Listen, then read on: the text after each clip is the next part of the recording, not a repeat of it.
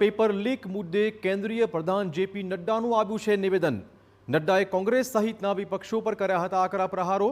Paper leak મુદ્દે રાજકારણ ન થવું જોઈએ. પેપર લીકનો મુદ્દો તપાસનો વિષય છે. કોંગ્રેસ શાસિત રાજ્યોમાં પણ પેપર લીકની ઘટનાઓ બની છે. જમ્મુ કાશ્મીર, કેરળ અને હિમાચલમાં પણ પેપર લીક થયા હતા. રાહુલ ગાંધી એક તરફી વાત કેમ કરે છે, આ સવાલ તેમણે પૂછ્યો. રાહુલ ગાંધી રાજકીય રોટલા શેકતા હોવાનો દાવો તેમણે કર્યો.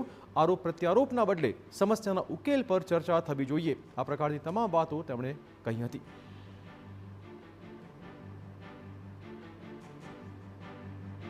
मैं पूछना चाहूंगा विपक्ष के नेता से, राहुल गांधी से, कि आप सिलेक्टिव क्यों हैं? Why are you so selective? आपका उद्देश्य छात्रों का हित नहीं है. आपका उद्देश्य एजुकेशन में बढ़ोतरी हो, एजुकेशन की क्वालिटी में बढ़ोतरी हो, स्टूडेंट्स को जस्टिस मिले, इसमें आपका इंटरेस्ट नहीं है.